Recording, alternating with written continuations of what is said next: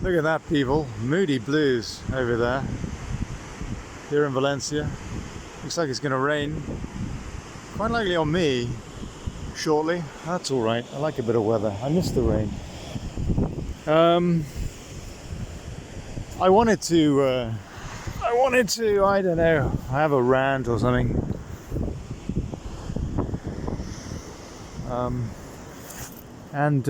Hey, hi. Yeah, you can look at something else, so I can hold this slightly closer to my. But so you can hear me as opposed to the wind, for what it's worth. Oh yeah. Yeah, you know what? Dear God, I have a query. I've actually got quite a few, so we'll start one at a time. And barely scratched the surface just now, but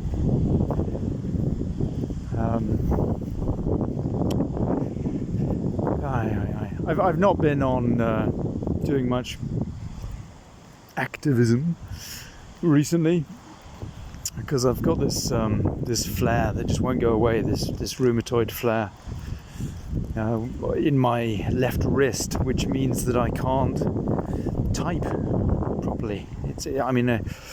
Anything I do type, I'm typing at about 10% speed. Everything, it's all a real effort using a keyboard. It's a real pain. So I'm doing acupuncture and I'm taking these special herbal remedy stuff things. I'm trying not to go on to Big Pharma's preferred route, which is like methotrexate, which is pretty horrid, stuff, which doesn't do your liver any good, and so I'm trying to keep off that. And anyway, I fasted the last 2.5 days. I broke my fast this morning because I wasn't feeling too good after all. I was, reading about these alternative therapies and oh look, he's cute. I was reading about these alternative therapies and some rheumatologists actually say, the fasting can really help with your inflammation to get it down and control it. So I thought I'd have a go. And unfortunately it hasn't worked, and so I started eating again. I was just drinking lots of water with lemon in it and stuff like that for a couple of days. Anyway, we all have our crosses to bear.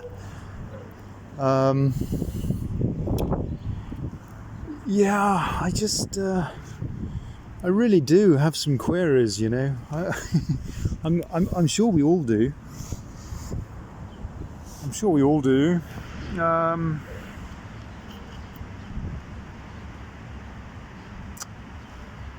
I started writing this book called Dear God, I Have a Query, but I've had to put it on hold again because I can't type. And it's one big long list of queries to God, whatever God is, I don't know. I do have faith, but faith by definition is not set in stone. It's a belief as opposed to a knowledge, a factual knowledge. But anyway, yeah. If you are around, mate. I got a few queries, yeah. Such as, for example, Trump has said in the last few days or so, he looks like he wants to run 2024, and he's been going on Telegram saying how, because he's allowed to be on Telegram, saying how he thinks that the Republicans are going to sweep the board in 2024 2024. Is it 2024? Yeah, it'll be 2024. And maybe 2022 in the House of Reps and the Senate. But, come on. You know, you just lost because of the likes of Dominion, because of all the dodgy ballots. Thousands of affidavits signed. People basically setting themselves up for felonies if it could be proven that they lied. Thousands of people. And nonetheless, the US judiciary, right up to the SCOTUS, right up to the Supreme Court, didn't give a damn. They didn't give a damn. They were all, I think it was a little bit like we saw with the Chauvin trial, yeah, that whole George Floyd thing, where the coroner said the guy was off his tits on meth, and that induced a heart attack, something like that. And yet, this guy has gone inside, despite the coroner's report, and it just looks as though the jury is just scared for their lives. That's what it looks like. And that's what it looked like with the SCOTUS over the election 2020. Now, not just the SCOTUS, but I mean, I don't know if you remember, there was that governor, what was his name, Kemp, in, I think, Georgia, yeah, who he did a U-turn and said, yes, we will do an audit of the vote. And then his daughter's boyfriend is killed in this horrific car crash, which looked more like a bombing and can be heard miles away, this car crash. His car exploded, and the next day he does another U-turn and goes back and says, actually, you know what, we won't do that audit.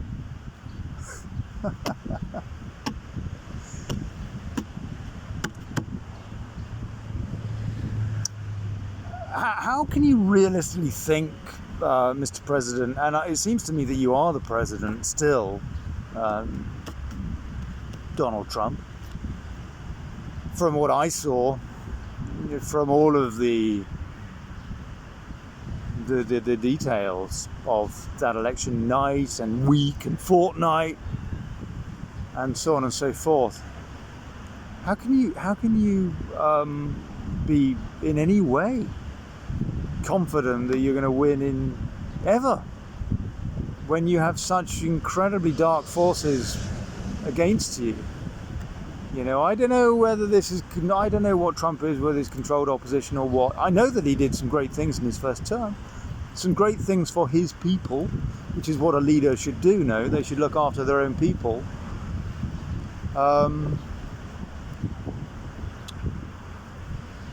But it's pretty clear that even your own party, you know, they don't give a damn about you, or more importantly, they don't give a damn about the wishes of the voter, about democracy.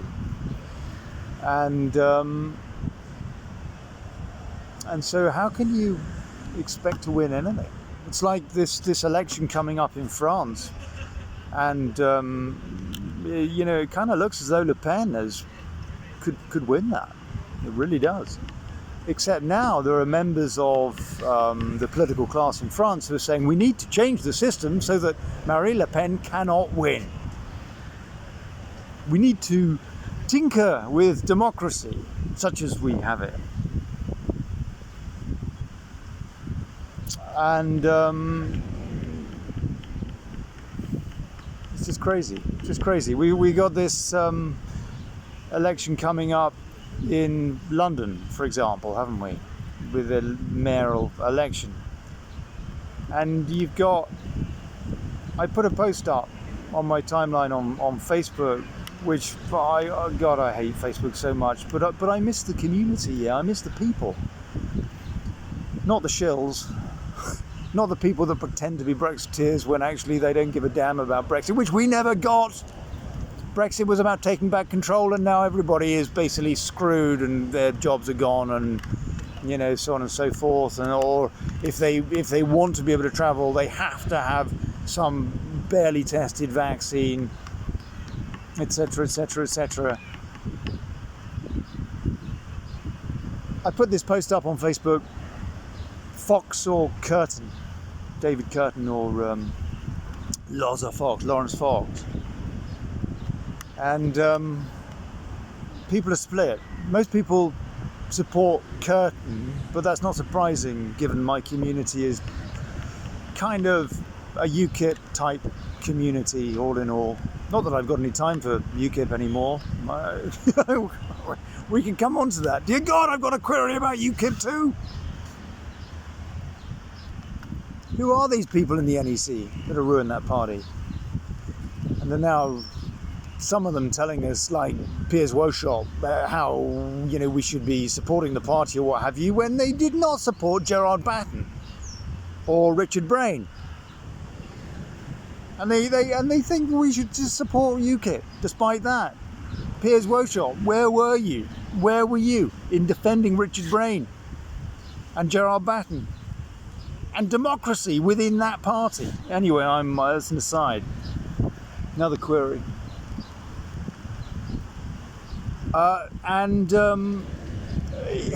Sadiq Khan, yeah, this guy that doesn't even fly the nation's flag. That's how little respect he has for the nation of which he is the mayor of its capital.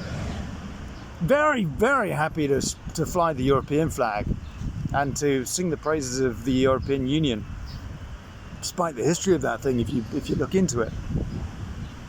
And the illegitimacy of it, really, in terms of democracy. But when it comes to, well, supposedly his own nation, I mean, he's the mayor of the nation's capital, so is it his nation? No, he's a globalist. He doesn't care. These globalists, they don't care about the locals. That's the truth. They don't have a loyalty to the locals. They have a loyalty to their own careers, and their own careers, as is the case with people in the media, hinge on them following the narrative. And who sets the narrative? The people that control these people. And who are these people? They're people that are extraordinarily rich, controlling every media outlet. And I will come on to GB News in a minute, because dear God, I have a query about GB News and Andrew Neil and Rupert Murdoch. Yeah, right, is that the saviour of UK news? Of conservative news in the UK? Rupert Murdoch, are you sure? 45 minutes to oblivion?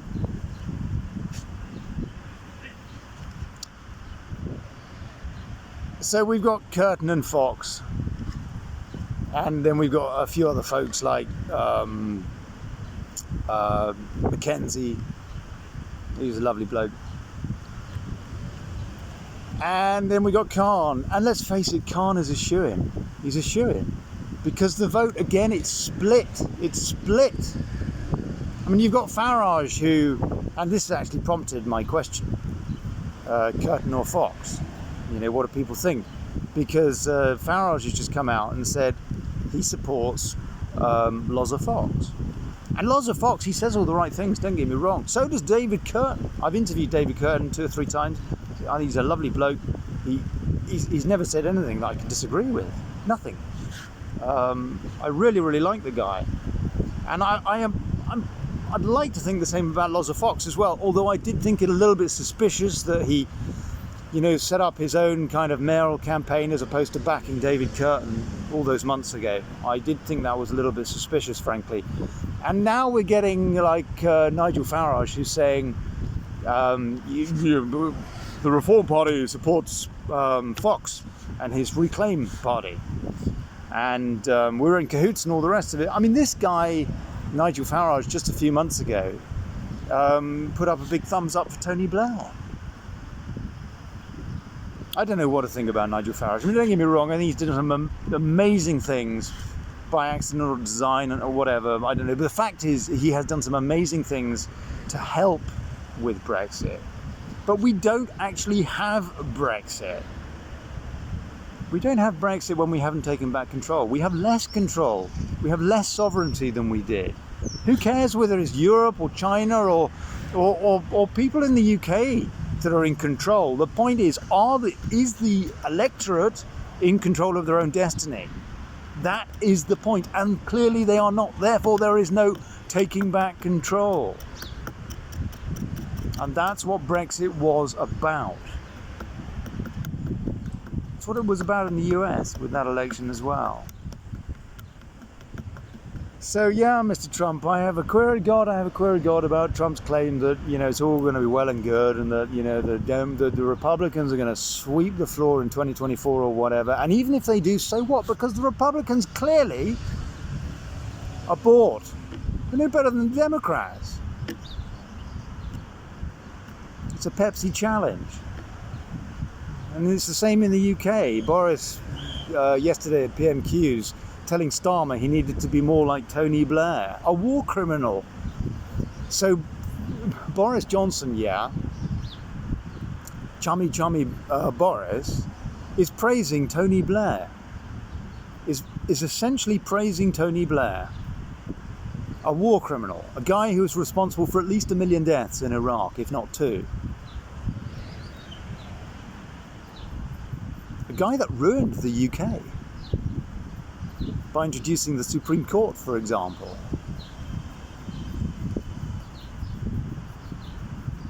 The guy that should be in a dungeon at the bottom of The Hague, at best, being praised by chummy Boris Johnson and by our saviour, Nigel Farage. Really? So, dear God, I have a query. But the biggest query I have is just about regular, decent people who are just so desperately hopeful that everything's going to turn out okay. With these kind of people in charge, these kind of people that praise war criminals who have ruined the country. And other countries.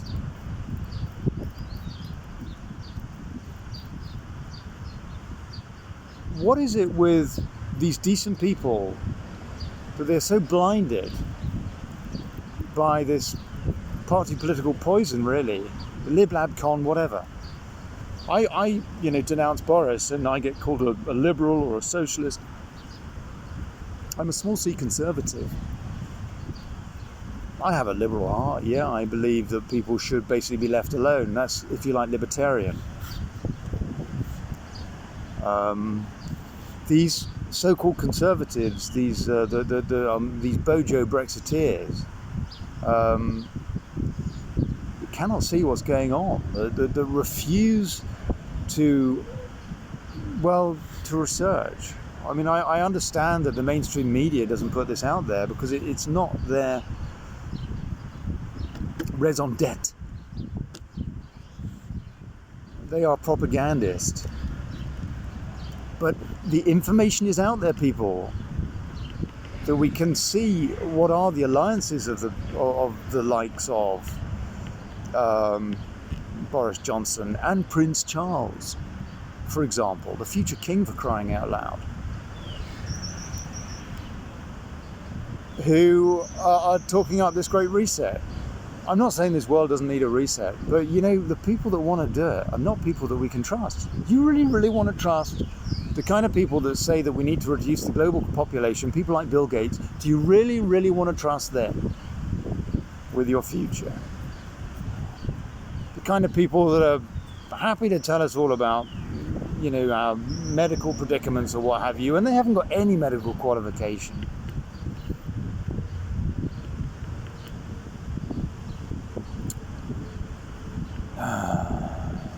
And then, of course, we got all this, deal with people like Hancock and Whitty with their shares in various health companies and what have you. And where's the reportage? There's none.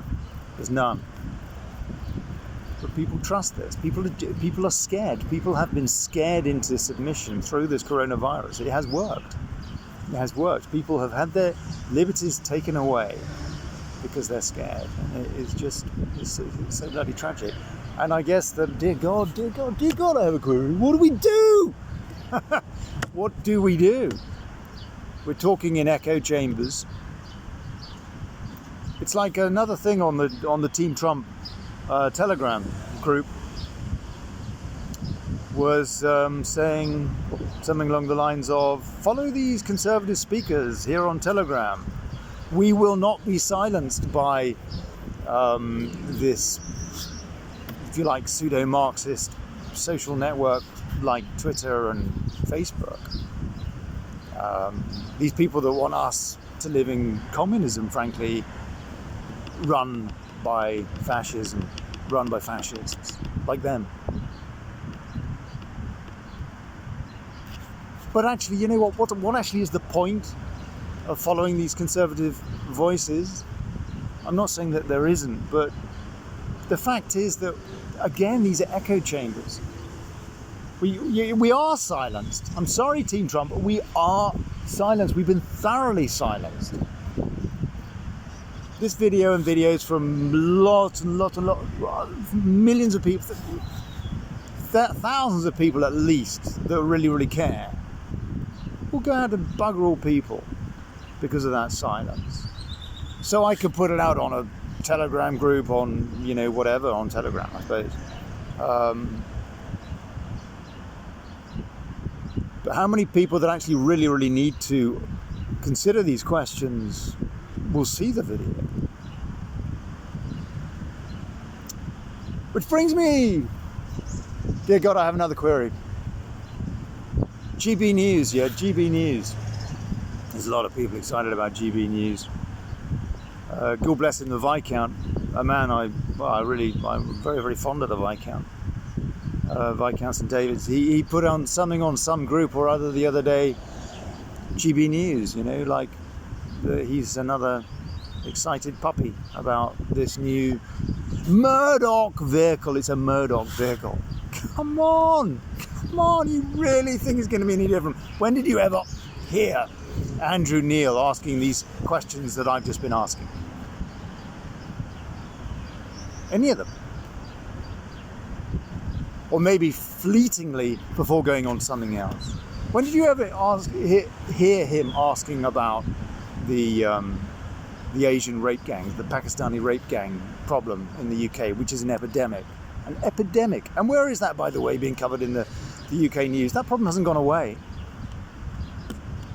There are court cases the length and breadth of the United Kingdom over the kind of stuff that happened in Rochdale. Still, today, where's the coverage?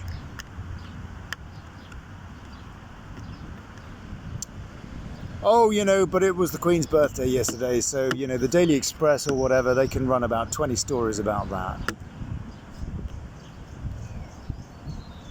I'd like to, dear God, I've got another query. Because I was brought up to respect not only you, but also the Queen. In a very traditional sense, I was.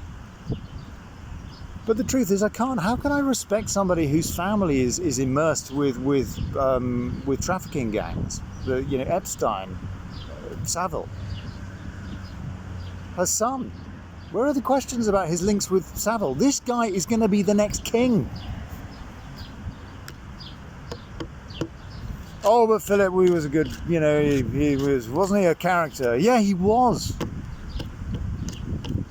But I just can't help but think it's all a big circus and the whole thing is just a big distraction. So, dear God, I've got a query about that too. I'm sorry, I'm keeping you busy today.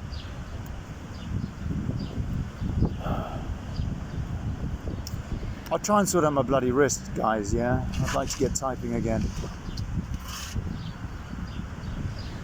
Maybe do some shows, who knows? God bless you.